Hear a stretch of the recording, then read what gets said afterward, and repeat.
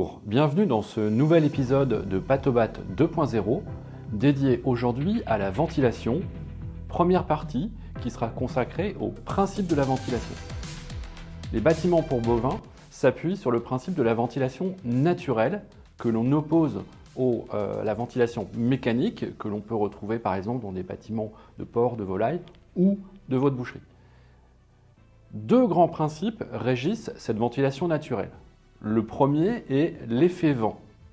Le long pan du bâtiment est exposé au vent dominant, ce qui fait que le vent va pouvoir traverser le bâtiment et ainsi renouveler l'air. Pour ce fait, il faut que le long pan soit transpirant, c'est-à-dire qu'il laisse passer l'air sans courant d'air. Le deuxième principe est l'effet cheminée. Là, c'est la chaleur dégagée par les animaux qui naturellement va s'élever, trouver le faîtage du bâtiment. Pour autant, il faut que l'air soit renouvelé, donc il faut qu'il y ait suffisamment d'entrée d'air pour que cet effet cheminée puisse avoir lieu. Il est rare qu'un bâtiment fonctionne exclusivement sur l'un ou l'autre de ces principes, et généralement c'est une combinaison des deux qui va permettre d'avoir une ventilation naturelle efficace, à savoir un renouvellement d'air sans courant d'air, c'est ce qui est important. Avant d'aller plus loin dans la notion de diagnostic, il y a déjà quelques éléments très simples à maîtriser. À savoir si nous avons un long pan qui est occulté, à savoir pas suffisamment filtrant, eh bien nous ne pourrons pas avoir d'effet vent. De la même façon, si on n'a pas d'entrée d'air dans un bâtiment, on aura beau avoir une faîtière ouverte importante, nous n'aurons pas d'effet cheminée. La largeur du bâtiment est importante car au-delà d'une certaine largeur, nous ne pourrons pas avoir d'effet vent.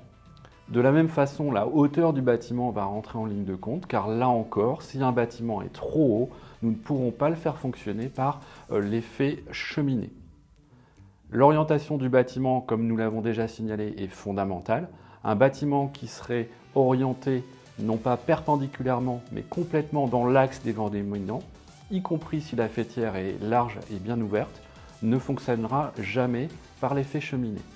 Enfin, tout simplement, un bâtiment qui n'aurait pas de faîtière, bien évidemment, ne peut pas se voir fonctionner avec un effet cheminée. Une fois que nous avons bien ces deux grands principes en tête, on va pouvoir s'attaquer à l'identification éventuelle de défauts dans un bâtiment. Pour ce, on va principalement utiliser 4 outils. Le premier, ce sont les fumigènes. Et là, l'intérêt, c'est qu'avec les nouvelles technologies, et notamment l'utilisation du drone, cela nous permettra d'identifier le comportement du fumigène à l'intérieur du bâtiment, mais aussi à l'extérieur, et d'avoir une meilleure vision de ce qui se passe au niveau des faîtières. Ensuite, on utilise des mesures couplées de température et d'hygrométrie. Là encore, il faut pouvoir confronter ce qui se passe à l'intérieur du bâtiment à ce qui se passe à l'extérieur du bâtiment qui représente notre source de ventilation naturelle. Et enfin, plus récemment aussi, on peut utiliser les doseurs d'ammoniac que l'on trouve assez facilement maintenant à disposition dans le commerce. Merci de nous avoir suivis. Je vous donne rendez-vous dans un prochain épisode où nous verrons comment mettre en œuvre en pratique l'appréciation de la ventilation. Merci, à très bientôt. Au revoir.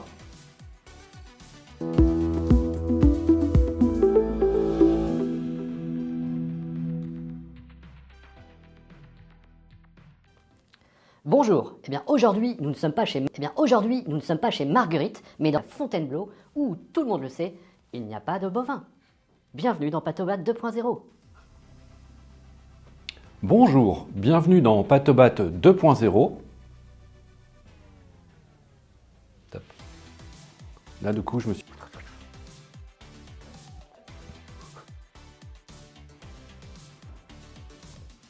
On n'est pas un debout finalement à la caméra. Si, je kiffe à mort maintenant. Mais en fait, t'es en train de devenir jaune. Il va falloir que je me jette un pont jaune.